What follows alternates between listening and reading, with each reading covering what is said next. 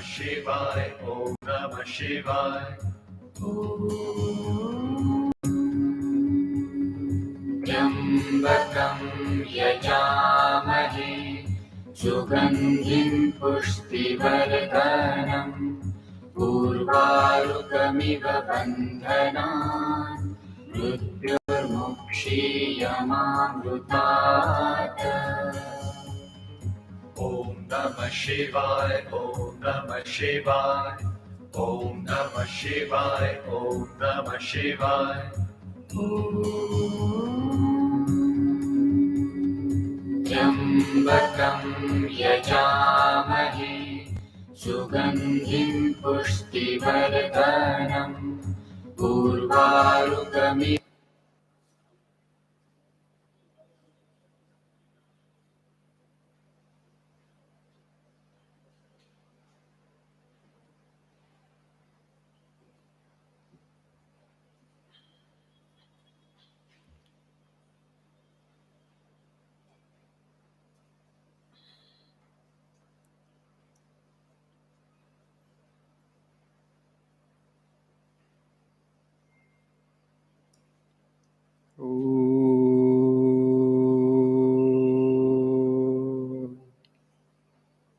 Sahanavatu Sahano Bhunaktu Sahaviyam Karavavahai Yajasvinavadhitamastu Ma Vidvishavahai.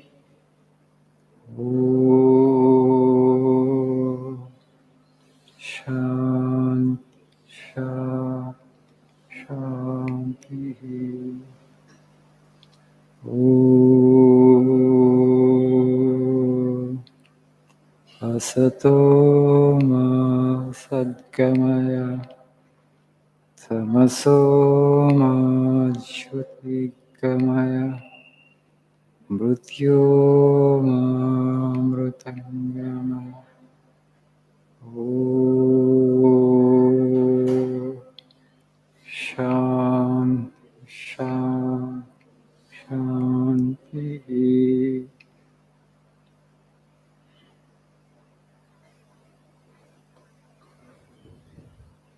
Good morning.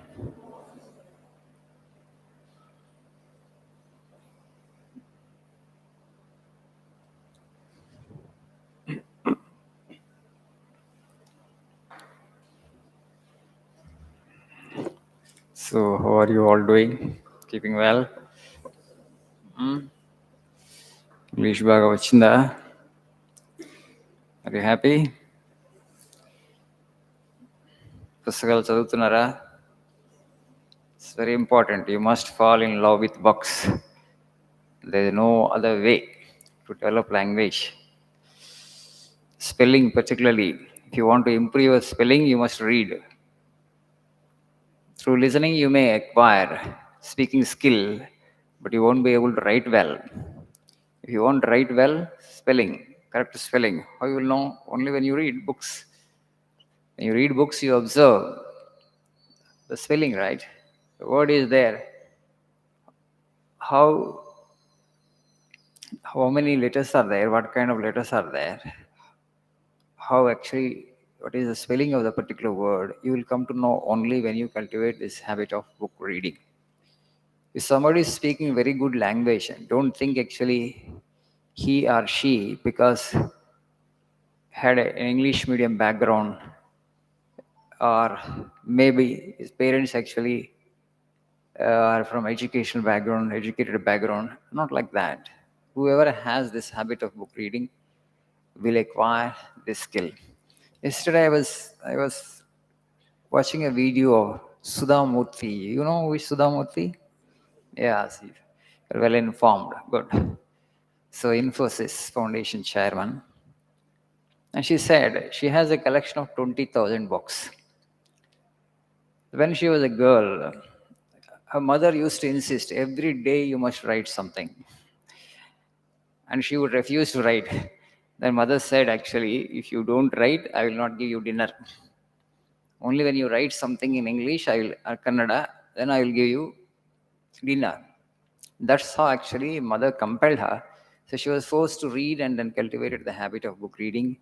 And she has a collection of 20,000 books. She has a collection of her own books, and her husband, Narayana Murthy, he has his own collection of books.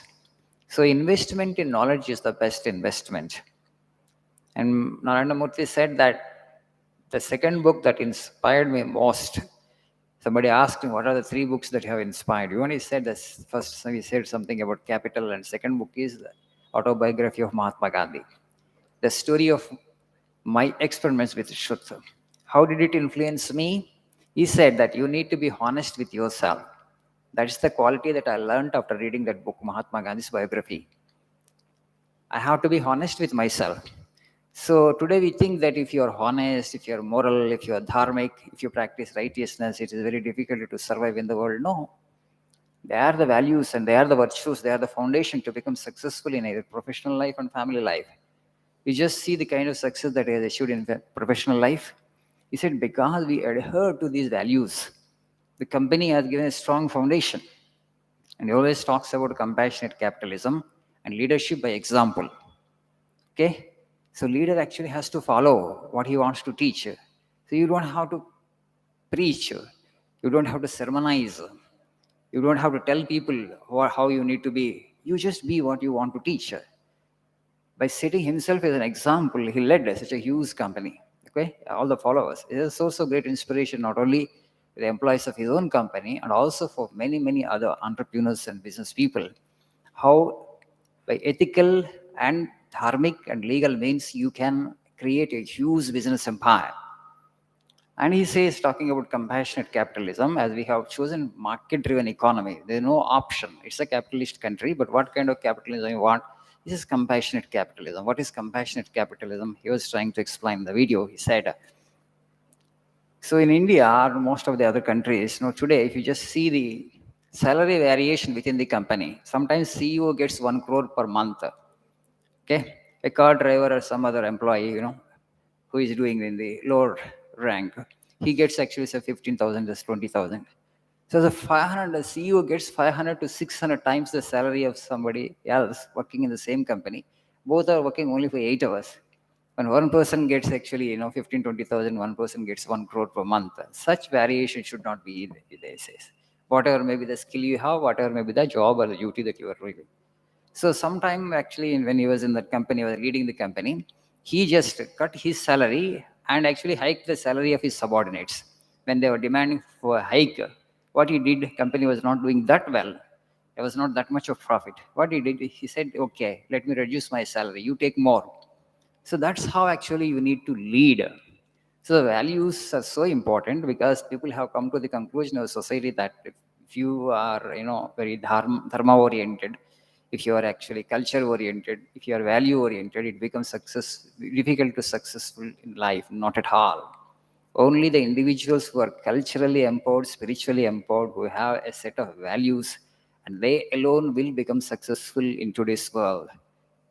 People will develop trust in you and people will invest in you. People will come forward to give their capital to you only when you have these values. And today, that's why in business companies, they're talking about values and values more than in government. You know what kind of corruption that prevails in government and politics. Today, if you ask me, it's the business houses which are more integrated are more oriented towards values than in politics and in governance.